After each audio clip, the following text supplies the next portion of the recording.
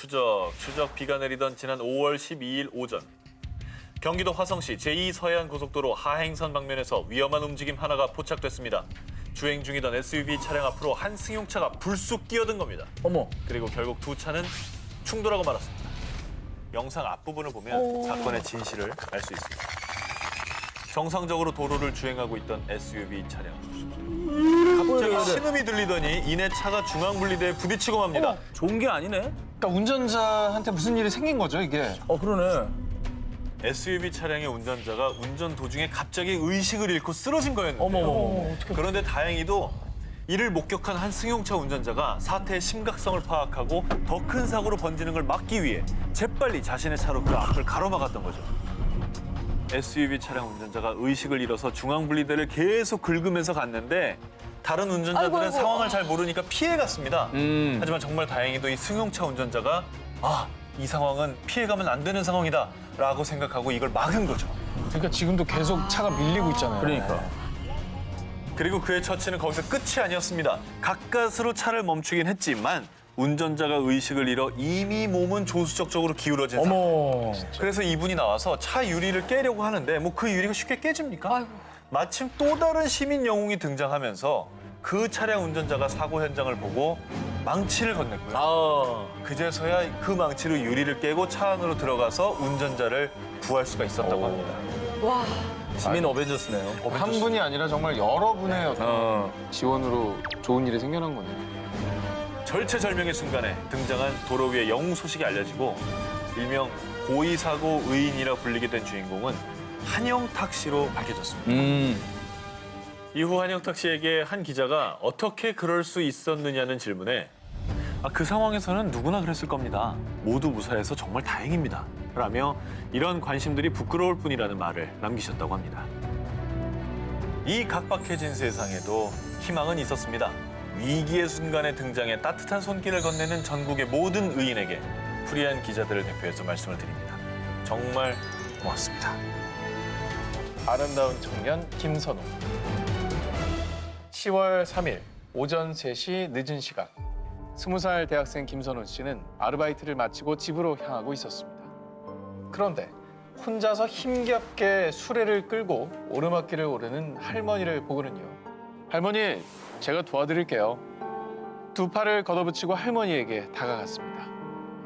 그렇게 할머니를 도와 150m쯤 갔을 무렵 할머니와 함께 횡단보도를 건너려는 그때 김선웅 씨를 보지 못한 한 차량이 그만 그를 덮쳐버렸습니다.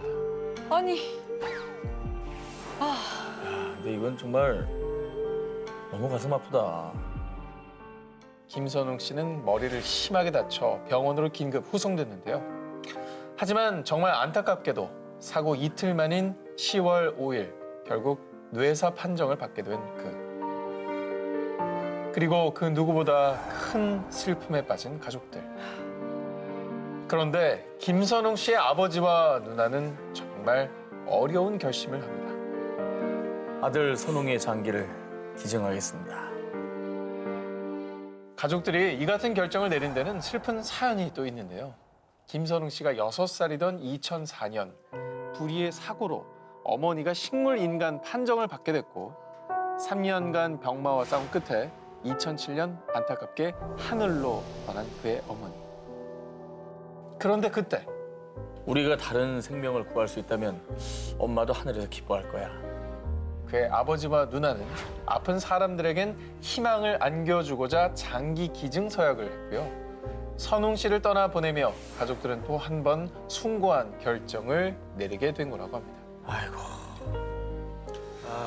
끝까지 이제 아들이 깨어날 수 있다는 희망을 품고 계셨을 텐데 저 슬픔이 채 가시기도 전에 대단한 결정입니다. 네. 그리고 10월 9일 김선웅 씨의 장기는 7명에게 돌아가 새 삶을 선물할 수 있었습니다. 더 의미 있는 소식은 사랑의 장기 기증 운동본부에 의하면 김선웅 씨의 장기 기증 소식이 알려지자 장기 기증 희망자들의 신청이 2배 가까이 또 올랐다고 합니다. 분이 저분 한 명만 7명을 살린 게 아니라 훨씬 많은 사람들을 그렇죠. 그런 계기를 만들어주고 가셨네요. 아이고. 따뜻하고 숭고한 희생을 보여준 고 김선홍 씨. 그가 부린 사랑의 씨앗이 더 널리 퍼지기를 바랍니다. 7위 녹은 헬멧. 지난 10월 28일 오후 5시 모 빌라 4층에서 불이 났다는 신고 전화를 받은 강원도 홍천 소방서. 김인수 소방위를 비롯한 총 6명의 소방관들은 즉각 현장에 도착했습니다. 하지만 이미 빌라 4층 거실과 베란다 양쪽으로 엄청난 불꽃과 연기가 분출. 이 상황은 화재가 가장 최고조에 이르는 일명 최성기 상태로 진입조차 어려운 상황이었다고 하는데요. 집안에 어린아이가 있어요. 제발 좀 구해주세요. 이 간절한 한마디를 듣고 1초도 지체하지 않고 뜨거운 불길 속으로 들어간 소방관들. 하지만 화마의 온도가 무려 1000도를 육박. 집안은 연기와 열기로 시야 확보조차 어려운 상황이었습니다. 하지만 정말 기적적으로 의식을 잃은 채 이불 위에 쓰러져 있던 어린아이를 발견. 다행히 대원들의 빠른 구조와 응급처치 덕분에 아이는 무사할 수 있었죠. 아, 정말 천만다행이네. 진짜 다행이네요. 제가 순간 질식해 있었던 거 아니에요. 네. 쓰러져 있었다는 거니까. 이렇게 정말 급박하고 위험천만한 상황을 증명한 것이 바로 화염에 녹아내린 소방관의 헬멧이었던 거죠. 아이고. 근데 늘 정말 안타까운 게 저희가 소방관님들의 정말 뭐 처우 개선, 뭐 복지 문제 이런 얘기를 많이 했잖아요. 그러니까. 네. 이런 미담이 전해질 때면 항상 소방관들의 처우 개선 문제도 함께 화두에 오르는데요. 현재 소방관 10명 중 6명 이상이 난청, 폐 손상 등 건강 이상을 안고 있고요. 또 현장 인력 부족으로 여전히 주 84시간 이상의 살인적인 경우에 시달리는 경우가 많다고 합니다. 게다가 장비의 노후화뿐 아니라 심지어는 소방차가 부족해서 개인 승용차 트렁크에 장비를 싣고 출동하는 일까지 있다고 합니다. 이럽니까? 저거 비켜주겠냐고. 저 차 타고 가면은 그치. 비켜주겠냐고. 안 비켜주죠. 저 승용차는 너무 믿고 싶지가 않네요. 네. 믿고 싶지가 저게 뭔가 저 그냥 퇴근하는 줄 알 거 아니에요. 저게 뭐예요, 저게? First in, last out. 가장 먼저 들어가고 가장 나중에 나온다. 국민을 지키기 위해 가장 위험한 곳을 향해 달려가는 소방관들. 이들의 처우 개선은 결코 소방관 한 사람을 위한 것이 아니라는 것을 우리 모두 명심해야 할 것입니다.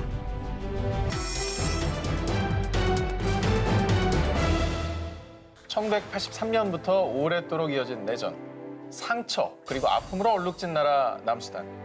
안타깝게도 남수단은 내전의 피해로 인해 200만 명 이상의 목숨을 잃어 죽음의 땅, 증오의 황무지라 불리는 곳인데요. 그런데 올해 9월 남수단의 희망의 꽃을 피운 한 한국인의 이야기가 남수단 초등 그리고 고등 교과서에 실리게 되어 큰 화제와 감동을 안겨줬습니다.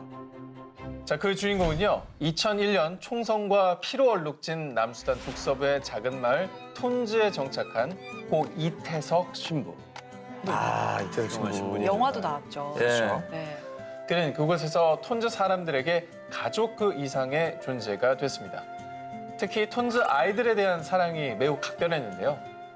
남수단 최초로 창단한 35인조 브라스 밴드.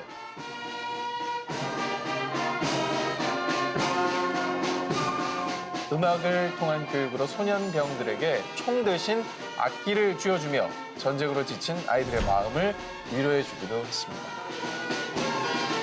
저걸 하시려고 직접 악기를 다 공부를 하셨다고 하더라고요. 자, 왜냐면 다 다른 악기를 가르쳐야 될 거 아니에요. 그러니까 그거를 다 공부를 하셨다고 하더라고요. 네. 아이들 손에서 울리는 게 총성이 아니라 아름다운 음악이길 바랬던 거죠. 하지만 천사는 하늘로 빨리 가야 했나 봅니다. 대장암 투병 끝에 2010년 48세를 일기로 하늘로 떠난 고 이태석 신부. 톤즈 사람들은 자신들에게 희망과 사랑을 가르쳐준 그에게 We are really glad to have a priest like him, and we are ever remembering him in our lives. We'll never forget him.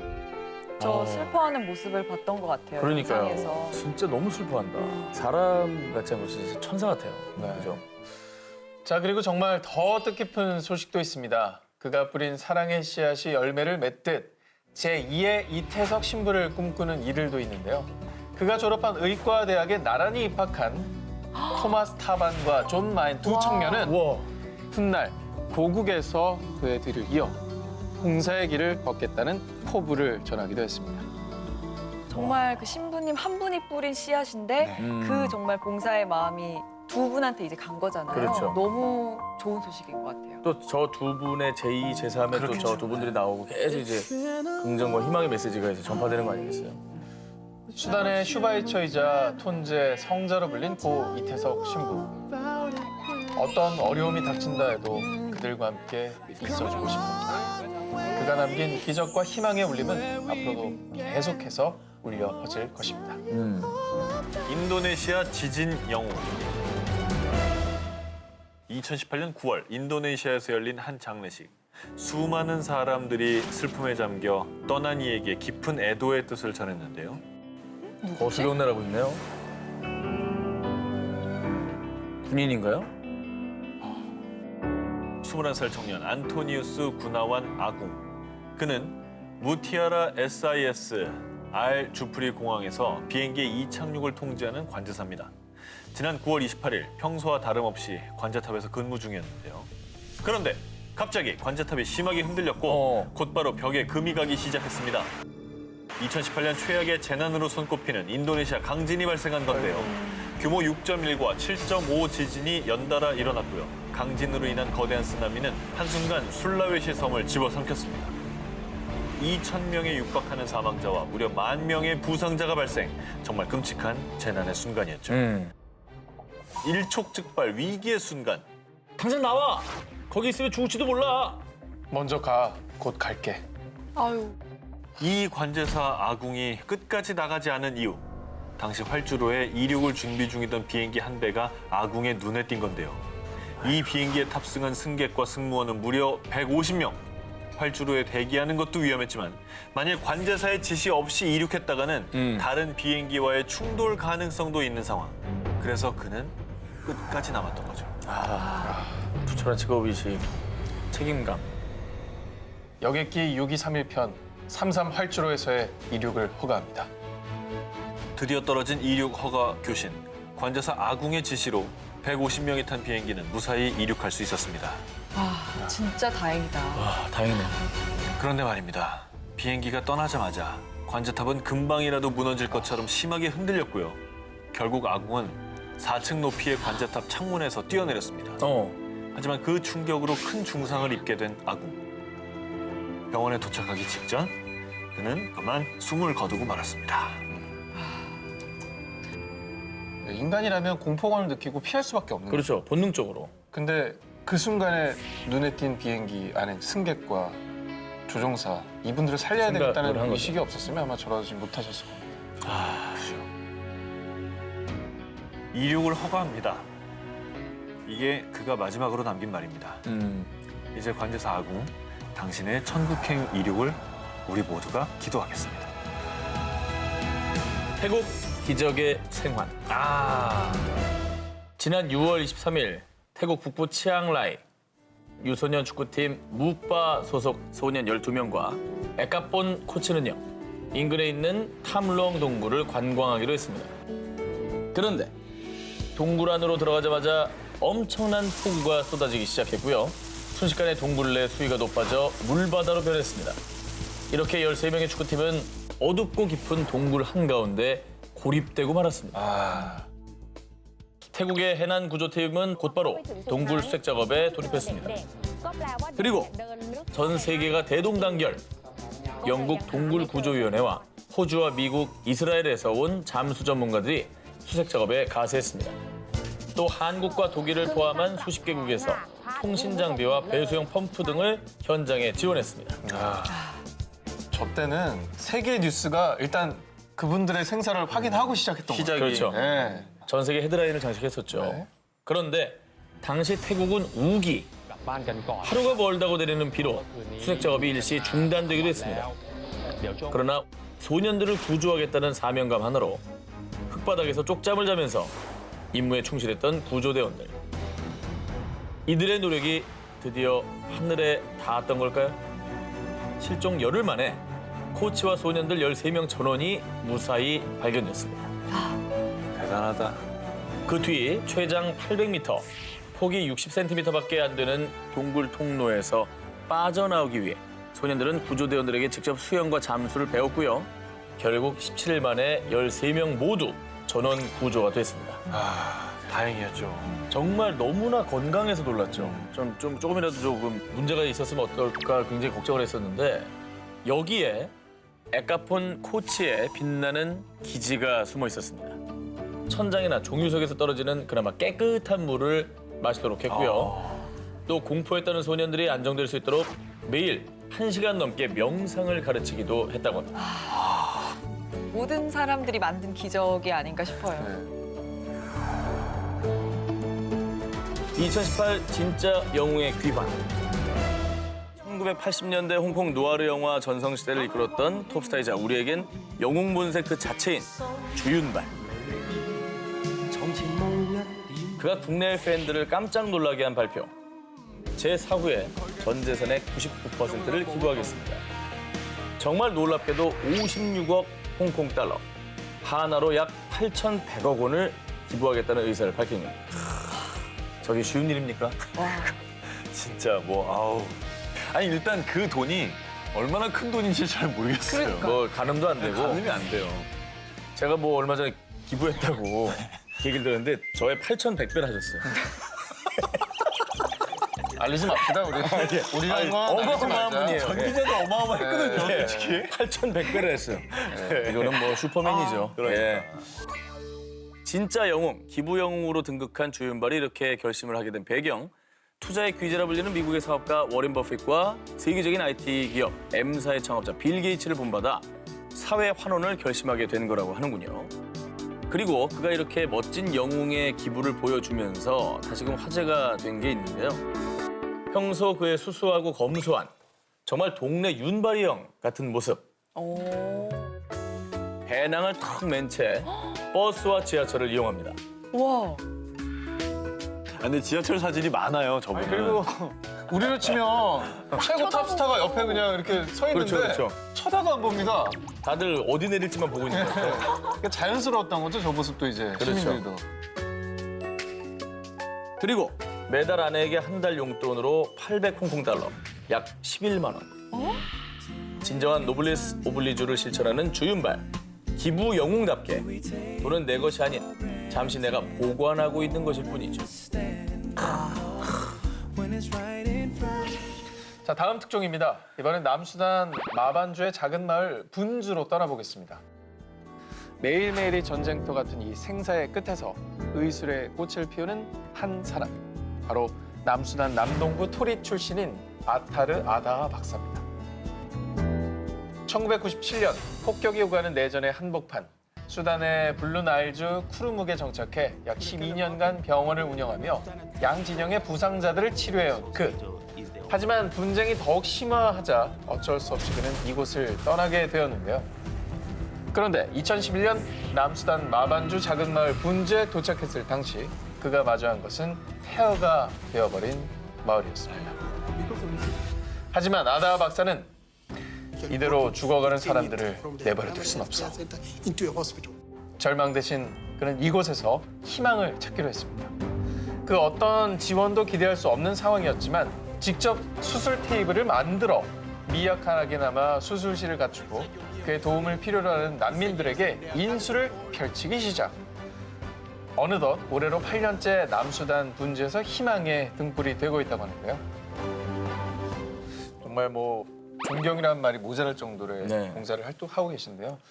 이렇게 매우 열악한 환경에서도 촌각을 다투는 응급 환자들 때문에 많게는 하루 10건, 매주 평균 58건의 수술을 집행. 얼마나 힘들까. 이렇게 그가 구한 이들은 수년간 내전을 피해 넘어온 난민 14만 4천여 명.